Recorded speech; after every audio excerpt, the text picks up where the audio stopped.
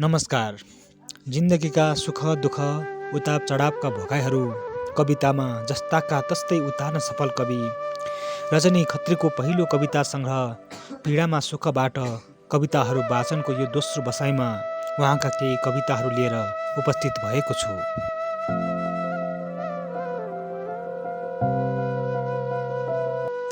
कविताको शीर्षक छ दृष्टि। नाङ्गो छन् पहाड, नाङ्गो छन् पहाड, नाङ्गो छ धरती, सबै कुरा नाङ्गो छ दिव्य दृष्टिले हेर्दा।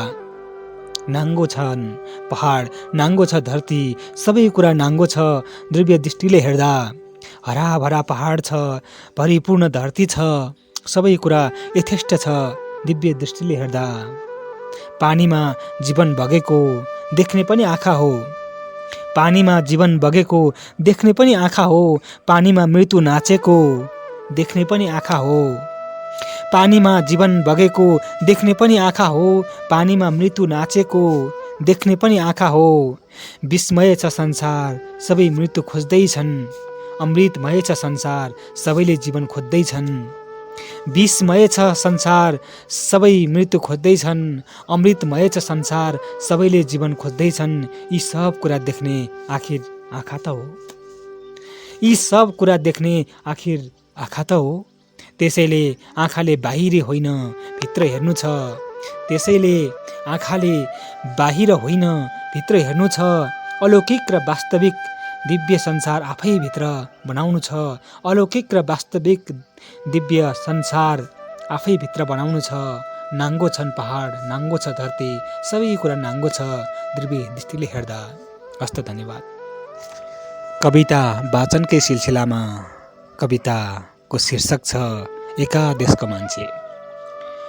हरेक मान्छे एकादेशमा बाँचेको छ, हरेक मान्छे एकादेशमा बाँचेको छ, त्यसैले उसको आफ्नै कथा छ, त्यसैले उसको आफ्नै सुख र दुःखको व्यथा छ। पीडा नभएको कोही छैन, खुसी ल्याउन नचाहने कोही छैन, पीडा नभएको कोही छैन, खुसी ल्याउन नचाहने कोही छैन।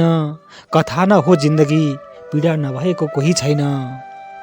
मान्छे मात्र किन र हरेक जन्तुको पीडा छ, हरेक किराको पीडा छ, हरेक वनस्पतिको पीडा छ, प्रकृतिभित्र पीडा नै पीडा छ।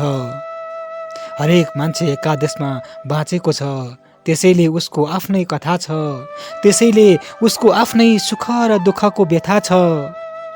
पीडा त त्यस बेला एकछिन हुन्न जब बाघले निर्दो मृगलाई लखेड्छ, पीडा त त्यस बेला एकछिन हुन्न जब बाघले निर्दो मृगलाई लखेड्छ। आफ्नो हातको पन्जा र विषालु दाँतले शरीरका अङ्ग छुट्याई अर्काको मृत्युमा उत्सव मनाउँदा, आफ्नो हातको पन्जा र विषालु दाँतले शरीरका अङ्ग छुट्याई अर्काको मृत्युमा उत्सव मनाउँदा। पीडा त उसलाई हुन्न, त्यो पनि एकछिन हुन्न जसले अर्काको मृत्युमा खुसीहरू मनाउँछ। आफ्नो जितको खुसीमा त्यो पनि एकछिन आफैसँग जम्ने र रम्नेलाई फुर्ती लगाई शिकार गरेको कथा पूर्णत सुनाएर सकिन्न। पीडा त उसलाई हुन्न, त्यो पनि एकछिन हुन्न जसले अर्काको मृत्युमा खुसीका होजहरू मनाउँछ। आफ्नो जितको खुसीमा त्यो पनि एकछिन आफैसँग जम्ने रम्नेहरूलाई फुर्ती लगाई शिकार गरेको कथा पूर्णत सुनाएर सकिन्न। हरेक मान्छे एकादेशमा बाँचेको छ, त्यसैले उसको आफ्नै कथा छ, त्यसैले उसको आफ्नै सुख र दुःखको व्यथा छ। हस्त धन्यवाद। कविता वाचनको क्रममा म रजनी खत्रीद्वारा लिखित पीडामा सुख कविता सङ्ग्रहबाट शीर्ष कविता वाचन गर्दैछु।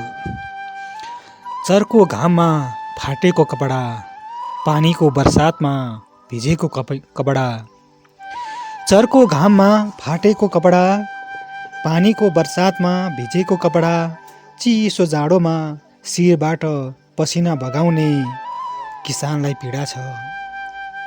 तर ऊ काम गर्न पाउँदा, सन्तानको पेट भर्न पाउँदा पीडामा खुसी छ। तर ऊ काम गर्न पाउँदा, सन्तानको पेट भर्न पाउँदा पीडामा खुसी छ। बाँच्नका लागि बिहान र बेलुकाको खानेकुरा जोड्न, बाँच्नको लागि बिहान र बेलुकाको खानेकुरा जोड्न, परिवारमा तातो खुसी ल्याउन, जिस्मिसेमा उठी साहुको गाली पनि माया ठान्ने मजदुर, सन्तानका खुसीका लागि पीडामा खुसी छ। प्रकृतिलाई निरन्तर बढाउन, गर्भमा सन्तान बोक्ने, रातको निन्द्रा, भोक र खुसी छाड्न सक्ने, बच्चाका लागि मात्र बच्चाका लागि बाँच्ने आमाहरू। प्रकृतिलाई निरन्तर बढाउन, गर्भमा सन्तान बोक्ने, रातको निन्द्रा, भोक र खुसी छाड्न सक्ने, बच्चाका लागि मात्र बच्चाका लागि बाँच्ने आमाहरू पीडामा पनि खुसी छन्।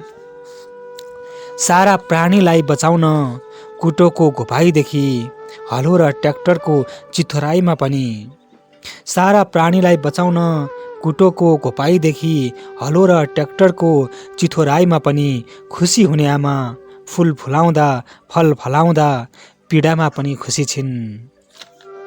सबै खुसी भए, सबै बाँचेको हेरेर आफू पीडामा पनि खुसी भएर बाँच्न सक्ने, सबै खुसी भए, सबै बाँचेको हेरेर आफू पीडामा पनि खुसी भएर बाँच्न सक्ने, त्यागी सज्जनहरू पीडामा पनि खुसी छन्।